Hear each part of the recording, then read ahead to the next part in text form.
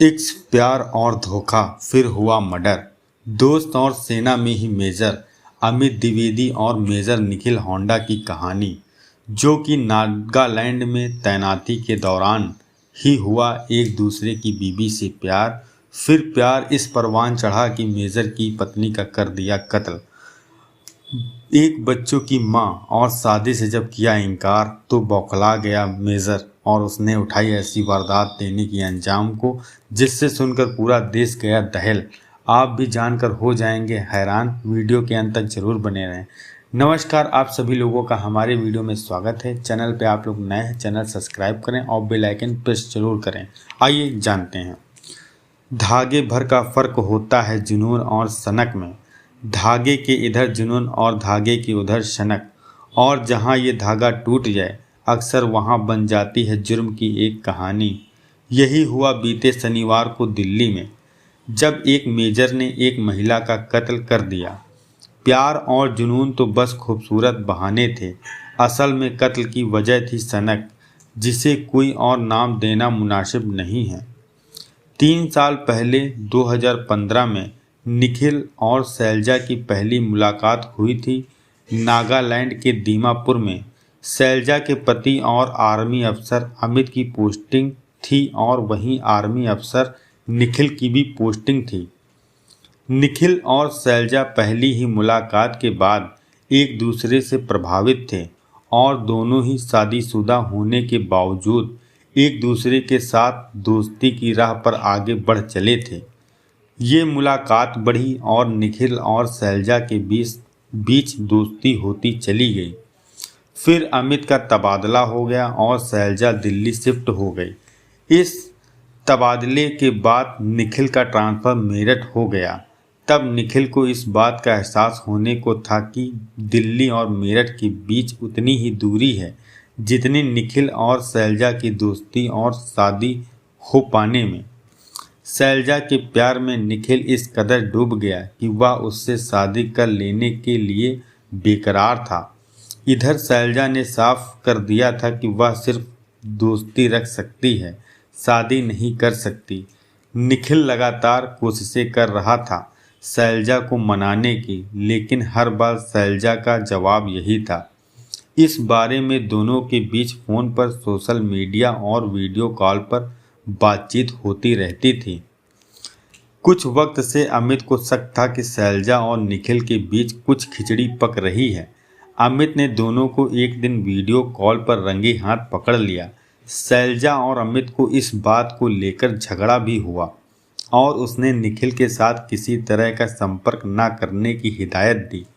अमित को निखिल कतई पसंद नहीं था और अमित ने निखिल को शैलजा व उसके परिवार से दूर रहने की हिदायत भी दी थी। दूसरी तरफ एक बच्चे के पिता निखिल यह मानने के लिए कतई राजी नहीं था कि वह शैलजा को भूल जाए। वह चोरी छुपे और मौका देखकर शैलजा को फ़ोन करता। शैलजा कभी उसका फ़ोन रिसीव करती तो कभी नहीं। इस बीच शैलजा के पैर में चोट लगी और वह डिफरेंस के 20 अस्पताल में फिजियोथेरेपी के सेक्शन के लिए जाने लगी। यह खबर जब निखिल को मिली तो उसे मुलाकात करने की एक अच्छा मौका नजर आया। आर्मी अफसरों के परिवार के इलाज के लिए दिल्ली स्थित इस बेस अस्पताल में निखिल ने अपने बेटे को भी इलाज के लिए दाखिला करवाया और खुद भी एक मरीज के तौर पर वहां पहुंचा। इस अस्पताल में आने का केवल उसका मकसद यही था कि वह शैलजा से मुलाकात कर सके। 1-2 कोशिश नाकाम होने के बावजूद बाद में 23 जून शनिवार को सुबह 10 बजे दोपहर 1 बजे निखिल ने शैलजा को कई फ़ोन किए। आखिरकार शैलजा ने परेशान होकर निखिल से मुलाकात करने के लिए हामी भर दी। शैलजा अपने घर से फिजियोथेरेपी सेशन के लिए गई। अमित की सरकारी गाड़ी से अस्पताल पहुंची। तय समय के बाद वही सरकारी कार शैलजा को लेने जब अस्पताल पहुंची तो अस्पताल से ड्राइवर को पता लगा शैलजा वहां सेशन के लिए आई ही नहीं थी। ड्राइवर ने यह सूचना जब अमित को दी तो अमित भी घबरा गए और बिल्कुल अचंभो हो गए। ऐसा कैसे हो सकता है? एक महिला की फिर लाश सड़क किनारे बरामद हो चुकी थी और पुलिस लाश की शिनाख्त करने में जुटी थी।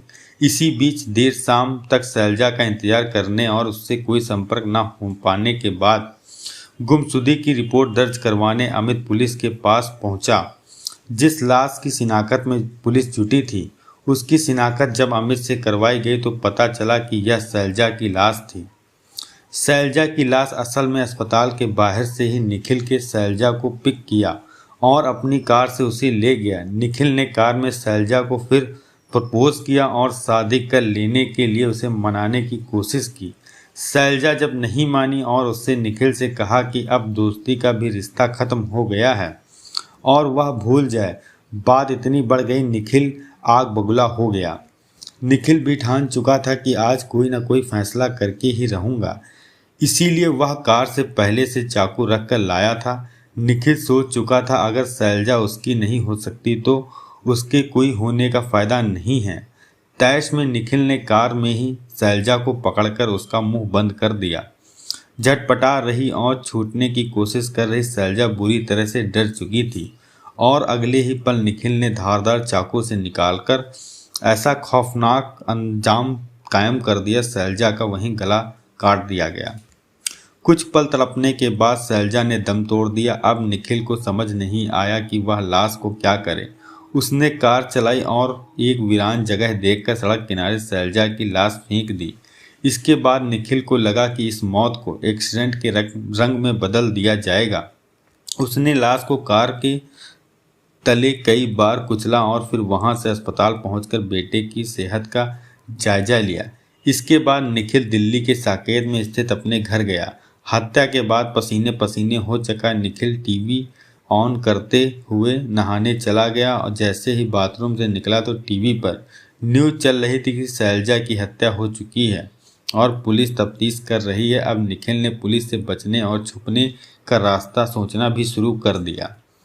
कुछ ही देर में जरूरी सामान साथ रखकर निखिल ने कार को साफ किया। एक बार फिर छावनी के अस्पताल पहुंचा और उसके आसपास धीमी रफ्तार से कार चलाते हुए वहां का माहौल समझने की कोशिश की। थोड़ी ही देर बाद निखिल अपनी कार से मेरठ के लिए रवाना हो गया। मेरठ में ही निखिल की पोस्टिंग थी, इसीलिए उसने सोचा मामला ठंडा होने तक वह मेरठ में ही रहना सुरक्षित रहेगा। निखिल के मेरठ पहुंचने के कुछ ही घंटे बाद पुलिस ने दबिश दी और निखिल को गिरफ्तार भी कर दिल्ली ले आई। असल में पुलिस ने अस्पताल परिसर में सीसीटीवी फुटेज से निखिल की कार की डिटेल निकाली जिसमें शैलजा आखिरी बार दिखाई दी थी। शैलजा के पति अमित ने निखिल पर शक जाहिर किया था और इधर शैलजा के फ़ोन से मिली डिटेल में निखिल के नंबर पर बातचीत होना पाया गया। निखिल की तलाश में पुलिस को पता चला कि वह बार बार लोकेशन बदल रहा है। इस बीच मेरठ के टोल नाके पर सीसीटीवी फुटेज से पता चला कि उसकी कार गुजरी है। लोकेशन टेस्ट करते हुए पुलिस ने निखिल को पकड़ लिया और कानूनी कार्रवाई कर रही है। इसीलिए कहते हैं इश्क और प्यार और धोखा, इसका अंजाम कब और क्या हो जाए। और एक सॉन्ग भी हल्का सा है, ये इश्क नहीं आशा बस इतना समझ लीजिए, ये मौत का दरिया है इसमें डूब के जाना है।